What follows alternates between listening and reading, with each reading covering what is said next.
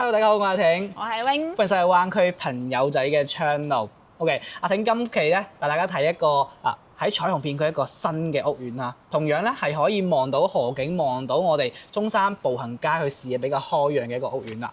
樓盤名咧叫做漁光府嘅。咁相信咧呢幾日或多或少都有街坊有睇過呢個屋苑嘅一個 video 啦，因為佢屬於彩虹片區啦，同埋彩虹片區係呢幾年難得新出嘅住宅嚟嘅。係咁呢一個屋苑咧，佢個佔地面積係20畝啦。佢個產品嘅類型咧，佢有我哋旁邊呢兩座嘅14層高嘅一個小高層嘅住宅啦，包括埋佢有商稅、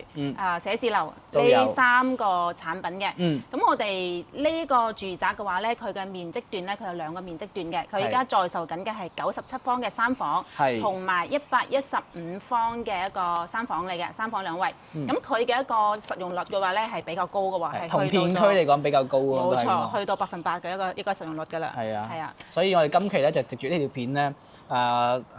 俾大家睇睇，同大家講翻咁成個樓盤嘅一個優勢劣勢去到邊度咁樣啦嚇，因為更加清晰了解呢個樓盤咁樣啦嚇。咁我哋按照慣例啦，咁先講缺點先啦。OK， 呢個位置咧雖然話同屬於係我哋嘅彩虹片區，但係咧位置算係比較靚仔，因為旁邊就石岐啦、元豐橋啦，側邊食嘢、衣食住行都比較方便嘅。咁但係有一樣嘢就係個位置相對翻係比較夾攝少少嘅嚇，歸家嘅路咧就要有少少迂迴旋轉嗰種感覺啦，要喺橋底掉頭啊，或者係經過人哋屋苑啲細路翻嚟啦，咁呢個係一個缺點啦。咁第二個缺點就係咧，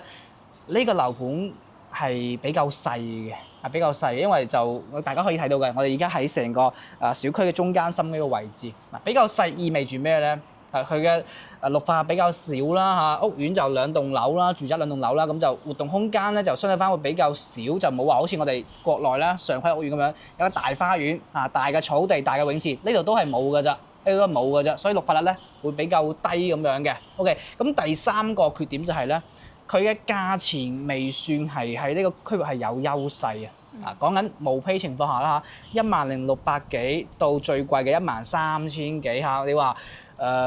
優勢好明顯咧，就唔會覺得其實，因為講緊依家幸福匯嘅現樓現正大裝修嘅都係12,000幾到13,000左右，咁相比翻佢嘅價錢就唔佔啊，因為裝修咧畢竟都唔係少數嚟嘅，想裝一個好嘅，裝得比較靚嘅，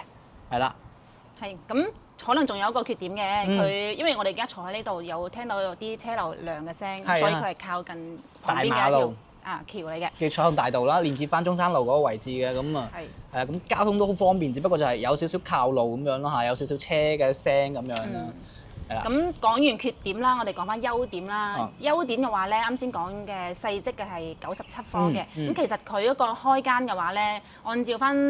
市面上嘅開間，佢會喺3.5米到3.7米嘅一個開間，但係呢度嘅佢一個開間係可以做到3.95米嘅開間㗎啦，比較闊。咁所以你入到去見到嘅話，呢個廳係非常之大嘅啦。咁再有就係層高嘅問題啦嚇，因為去到3.2米啊，因為常規嘅產品可能係3.9幾米咁，但係咧佢嘅層高咧去到3.2米，咁常規嘅產品咧可能就係2.9米左右嘅個層高，咁佢就單層高做到3.2米，係比目前市面上嘅產品係高啲嘅，咁再加上佢嘅實用率係唔錯嘅，講緊97平方嘅開間 ，OK， 去到3.95米啦嚇，然後咧佢個116平方嘅個開間咧係去到將近係5.7米嘅，所以其實係一個比較大嘅，實用率比較高，贈送咧亦都會比較多嘅一個屋苑嚟嘅。係。咁呢個係一個戶型啦，咁講翻佢嘅景觀，佢呢個係朝南向一線光景嘅，係啦，咁所以其實咧，我哋而家時間段拍攝嘅時間段係4點鐘嘅時間左左右右啦，咁同埋我哋入到去嗰個採光係非常之靚，係咁因為佢依家目前嘅話咧係無遮擋嘅，睇翻我哋嗰個旗杆，睇翻我哋嘅城市景觀，包括埋睇到摩天輪啊呢啲，因為我哋啱先去個示範單位啦，見到呢啲。出邊嘅景觀真係靚。係啊，依家市面上市區講緊望河景嘅屋苑，其實一個手掌可以數得晒㗎啦嚇，佢佔其一啦嚇，呢個優勢嚟嘅。咁所以佢嘅優點同埋缺點咧，我哋都同各位街坊講翻啦。咁佢示範單位嘅話咧係點樣，我哋就可以上去睇睇。係啊，一齊上睇睇啦。OK。好。好嘅，咁我哋依家已經嚟到咗7座10樓嗰個示範單位位置啦，115方嘅示範單位嚇。咁睇翻我哋嘅景觀啦，啱先景觀係實際景觀嚟嘅，無遮擋視野冇遮擋嘅。咁睇翻我哋一個景觀嘅話咧，睇翻我哋嘅山景啦，包括埋我哋摩天輪啊、步行街啊、利和廣場同埋金鷹廣場都可以睇到嘅喎，藍天白雲啊。係啊，睇到個視野比較開揚啦，因為今日天氣比較好嚇。遠處嘅五桂山嘅山脈都可以望到嘅，咁呢個就係樓盤嘅優勢啦。咁喺呢度咧，同大家講講就係有少少不確定因素，因為前面咧大家可以望到呢塊吉地嚇，呢塊而家係黃泥嘅土地，呢個咧就係華潤咧攞咗嚟嘅叫馬山舊改片區呢個位置。咁唯一不確定就係對面咧會。第一個幾時動工啦？第二個會起點樣嘅一個建築體啊？因為成個地塊1200幾畝啦，包含咗有星級酒店啦、有商場、有住宅、有文旅、有景點等等嘅。咁呢個咧就係比較大嘅不確定因素。但係可以確定到嘅就係咧，呢個樓盤就算對面嘅樓盤起咗之後咧，都會有一個將近200米嘅樓間，佢會比較遠嘅啦佢，同埋咧側少少呢個位置。可以望翻成個石岐區啊，我哋利和啊、金鷹、萬象匯都望到嘅，咁呢個就係已經確定咗㗎啦，係啦。咁我哋依家咧位置喺115嘅示範單位，咁喺呢度咧同大家再重申翻佢在賣嘅產品啊同埋情況咁樣。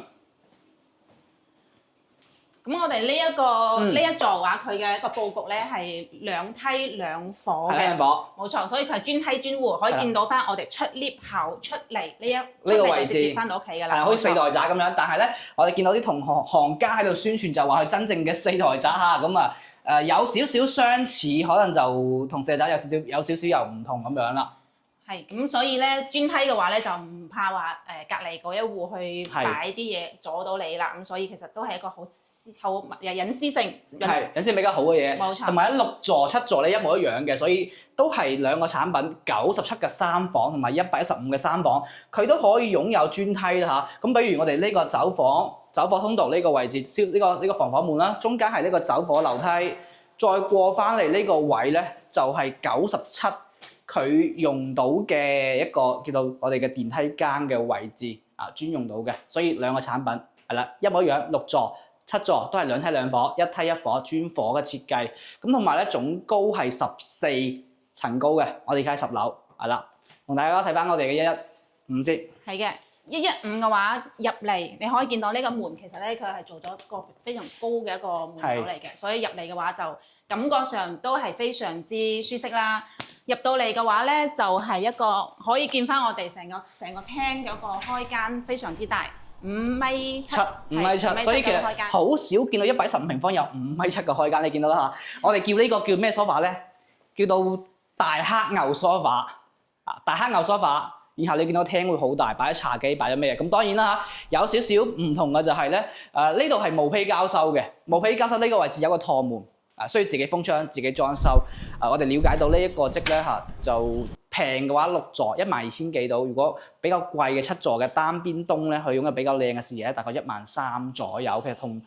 幸福匯個價錢係差唔多嘅嚇，同幸福嘅價錢差唔多嘅。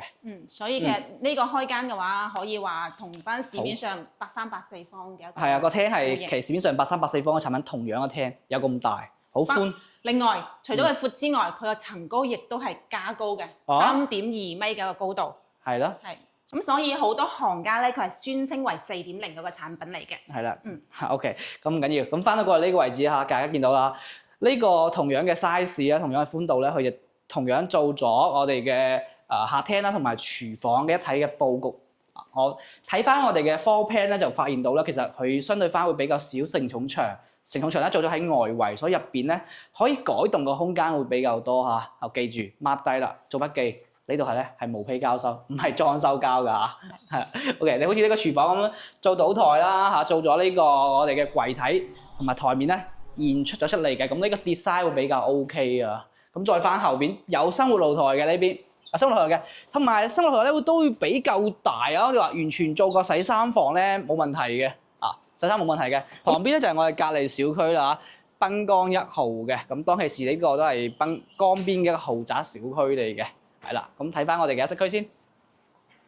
咁我哋咁靚嘅一個客廳之餘嘅話咧，再睇翻我哋個休息區。休息區入嚟第一間嘅話咧，就係我哋一個客廁嚟嘅。客廁佢都係做埋3段式，咁佢示範單位嘅話咧，做個鏡櫃咧，可能就做得冇咁大氣啦。咁你自己裝修嘅情況下，就可以通鋪翻過嚟做翻一個大嘅鏡櫃，咁擺嘢嘅話就都方便好多，同埋都會睇得大氣啲嘅。呢邊嘅話咧，佢都係有個明窗啦，睇翻出邊都係我哋個生活露台嘅位置，嚟嘅，咁所以佢個通風都係非常之好噶啦。咁我哋下次出嚟之外，我哋左手邊就係我哋呢一個單位嘅第一間房啦。咁呢間房入到嚟係見到佢係冇窗台嘅，咁所以佢個窗台位置亦都係剝咗，亦都係贈送一個面積嚟嘅。依家係擺咗一張5尺床啦，有一扇大嘅明窗睇翻我哋小區裏邊嘅，同埋已經係做咗一個60公分深嘅一個衣櫃，屬於係大衣櫃嚟噶啦，做埋書台位置，咁所以佢個使用率都係非常之高噶啦。OK， 咁出翻嚟第二間房嘅話，第二間房咧，佢本嚟交樓嘅話咧，佢呢個位置會係有一個欄杆位置，咁所以佢呢個位置亦都係贈送嘅。咁依家呢個示範單位咧，已經係將呢間房推咗出嚟，咁就使呢間房使用嘅面積就大好多，亦都係明窗設計，睇嘅景觀都係翻主露台嘅景觀，一線光景係朝南向，所以依家呢個時間段係下午大概4點鐘嘅時間，咁所以佢都可以曬到我哋成個房間裏邊嘅，佢個採光度亦都係非常之 OK 嘅。咁再睇翻主人房啦，係啦，最後主人房呢個位置，咁入門呢個位有個凹槽位，專門係擺衣櫃嘅，擺衣櫃呢個位置。咁後邊咧亦都有一個衣櫃位嚇。咁重點喺邊度咧？重點個發展商好實在啊！我哋啱就開始睇樣板間，包括馬婷都係第一次過去睇呢個樣板間啊。所有床咧都係用咗正常 size 嘅，比如好似呢張咁1.8乘2米，同埋咧佢係做咗一個厚嘅軟包嘅，本來就好牙定，包括埋其他房間我都見到佢好實在，全部都係用全尺寸嘅一個 size 去啲傢俬去㗎，再加上呢個位我哋呢個休閒椅呢個空間咧，咁同樣係全贈送嘅。嗱，我哋啱先阿 Wing 有講到啦嚇，上邊呢度有一條梁喺度嘅嚇，呢個位置咁需要後邊毛坯之後咧，去剝咗佢做個全贈送嘅一個空間喺呢度㗎，同埋咧7字形窗最靚個景觀其實就喺呢度嘅，因為通過呢一個7字形窗咧，係可以望到清溪路啦，呢個湖嘅三角交界位嘅，所以呢個視野亦都係最靚。目前賣緊最貴嘅單價咧，亦都係呢個7座。呢邊115平方嘅，咁翻到過嚟啦，呢個主人房係一個套房嚟嘅，帶咗個廁所嘅。咁呢個廁所佢係陽台部件，所以呢個廁所有一半面積係贈送嘅，係啦。咁同埋見到嘛，7字形窗台啊，我哋喺呢度沖涼，我啱先開玩笑咁樣，我企喺呢個位置沖涼咧，係可以同時見到我哋呢個旗江河同埋摩天輪嘅嚇。喺呢個沖涼，咁當然開玩笑啦嚇，我都係比較注意用隱私嘅人嚟嘅。OK，咁呢個115平方咧就睇晒啦，跟住睇翻個細少少嘅3房 ，OK， 97平方嘅。OK， 咁我哋 lift 口出嚟嘅位置咧，就係我哋一個專屬嘅一個使用空間，係電梯間，包括埋佢仲有一個窗口，所以平時打開通風都唔怕話潮濕啊，即係焗住喺度啊，係啊，因為特別依家夏天天氣啦，你開翻窗一出嚟嘅話咧，其實風吹入嚟係非常之舒服嘅，更加舒服係嘛？冇錯啦，咁入到嚟嘅話咧，呢個單位就係97方一個3房嘅單位嚟㗎啦。咁入到嚟，我哋係見到一個傳統3房嘅佈局，客廳同餐廳同露台係一體嘅，咁同埋佢係通鋪過嚟，成個屋咧就睇翻就會比較舒服、溫馨同大氣嘅。咁示範單位同樣都係做翻個風窗設計嘅，朝南向，亦都係我哋一個一線光景。咁同佢嘅視野咧，亦都係睇翻我哋前邊一個步行街、摩天輪同埋城市景觀嘅。咁包括埋呢個露台嘅位置咧，你可以見到啦，佢係延伸到我哋呢一間房出邊嘅位置，咁所以佢個露台亦都係非常之闊，可以係話係6米嘅一個長露台嚟㗎啦。係啦，我哋講緊咧長露台嘅優勢係咩咧？長露台優勢咧，佢採光更加好啦，佢通風更加靚仔啦，同埋佢嘅視野更加之開揚嘅。咁再加上呢一個咧個優勢係在於冇遮擋，所以大家演繹翻就係咧，關晒所有燈，佢嘅採光嚇，依家係純自然光嚟㗎啦。所以佢嘅光線係好猛㗎嚇。咁再加上啱先提到嘅就係，佢呢個廳會比常規嘅97平方會更加大，因為個廳咧都係去到3.95米嘅一個開間格局咧，其實都比較實用翻少少。再加上行翻轉頭啦，呢個飯廳位置咁有咁大嘅一個開間情況咧，你應該喺旁邊做翻啲餐邊櫃啊、展示櫃，然後再將餐台呢個位伸少少出嚟啦，都可以擺到圓台嘅，係咪啊？右手邊我哋呢個廚房咁啊做咗開放式一個設計，咁呢個設計咧對於客人嚟講，對於發展商嚟講都係一個優勢嚟嘅啊！對於發展商嚟講，佢做咗呢個設計咧，好顯得成個空間更加之闊落，係咪啊？咁對於我哋客人嚟講咧，就可以廚房佈局咧更加之合理啦。好似呢邊咁樣啊，西廚啦，呢邊做中廚。咁好多街坊問啦，冰箱擺邊度啊？我哋後邊呢個位就係雪櫃位嚟嘅。咁如果按照合理嘅解答咧，唔要呢個邊櫃，直接咧可以做翻一個雙開門嘅一個雪櫃擺放位。後邊呢度咧就係我哋嘅生活露台啦。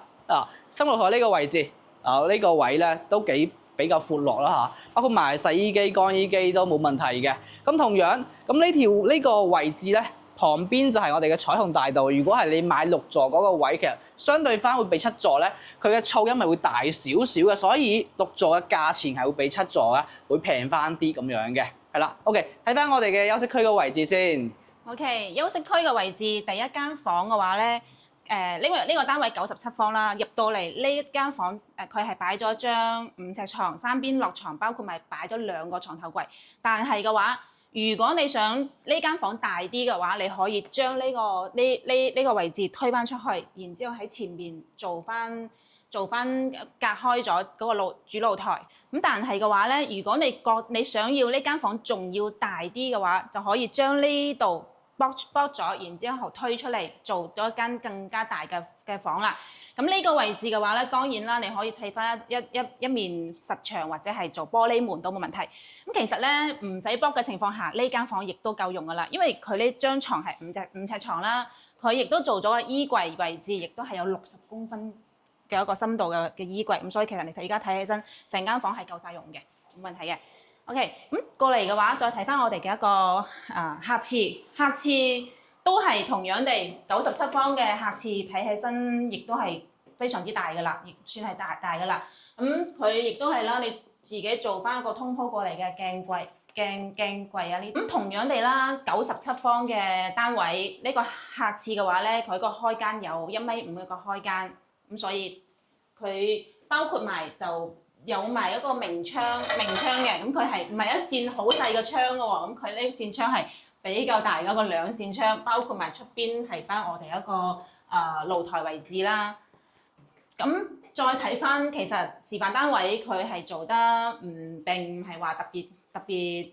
高檔嘅，因為佢嘅鏡櫃嘅話，始終都係顯得比較小氣翻少少。咁所以自己裝修嘅情況下，都係通鋪翻嚟就會比較適合啲啦。比較好啊，比較好。廁所 OK， 咁跟住咧，其實就有2間房嘅。左手邊呢間房咧，其實就係最細嘅一間房嚟嘅。大家其實留意一樣嘢就係咧嚇，佢3間房啊，3間房都冇窗台嘅，佢專門有 set 咗一個擺空調外機嘅位置咁樣啊。而且呢張床咧，4隻床佢貼邊做嘅情況下咧，喺我哋嘅後邊咁會有一排嘅收納空間啊、收納櫃呢個，咁我覺得其實比較 OK 嘅，因為細有細嘅 design 啊，大有大嘅享受，係咪啊 ？OK， 咁翻到過嚟後邊呢個就係主人房啦啊！我哋啱先讚咗佢咧，佢主人嗰啲家私家電咧係冇縮水㗎，咁最後喺我哋嘅主人房呢個位置其實縮咗嘅，佢嘅長度係夠，但係呢張床咧就唔係 king size 係 queen size 嘅。係啦，5尺床㗎，咁但係咧，如果我哋按照我哋常用嘅一個雙人房大房嚟計啦嚇，其實應該我哋要取消翻呢個單邊嘅床頭櫃，擺翻呢個位置，就可以做到我哋嘅6尺床咁樣啦。然後呢個位咧，亦都係佢嘅朝南向嘅採光窗，只不過側邊咧就拍咗個廣告紅當當咁，但係真實嚟講，佢嘅採光係好靚仔㗎。OK， 翻到過呢邊咧，有衣櫃嘅擺放位，然後再行入嚟呢度就係我嘅主人房嘅地方啦啊！主人房呢度咧，其實寬度係足夠嘅，只不過咧佢嘅長度咧差少少，所以你會見到佢嘅佈局咧就會更加矮短咗少少，應該講係短咗少少咁樣啦嚇。但係咧，佢個空間開間都係做得比較唔錯嘅，係啦。OK， 咁呢個就係我哋97平方嘅一個 design 啦。咁相對翻115平方啦，呢個 size 啦，佢個價錢又更加之平嘅。啊，講緊我哋呢個單位現時賣住嘅話就係10600起，咁講緊6878呢個咧就係低樓層嘅。如果想要翻啲高樓層嘅，可以比較開揚嘅景觀啊，採光更加之靚仔嘅話，佢嘅單價大概就係11600左右。睇翻你最後選擇嘅一個樓層，咁無論係97或者係115情況啦嚇，呢一個價錢都係無批交收嘅，咁就係現樓現證嘅一個情況啦。買完辦完手續即時就可以交樓嘅。咁如果有興趣嘅街坊咧，建議實際過嚟考察，咁再加多建議就係啦嚇，可以同行福回一齊去對比嘅，因為無論上從嗰個規模啊或者價錢啊戶型啊，其實都係差唔多嘅。可以呢兩樓盤一齊對比，咁只不過嗰個睇翻佢嘅優勢，你中意嘅點喺邊度，取捨又喺邊個位置啦，好冇？今期節目咧就到呢度㗎，有興趣嘅街坊咧隨時 PM 我哋可以派7人車到香港任意地方接你過嚟睇樓嘅，拜拜。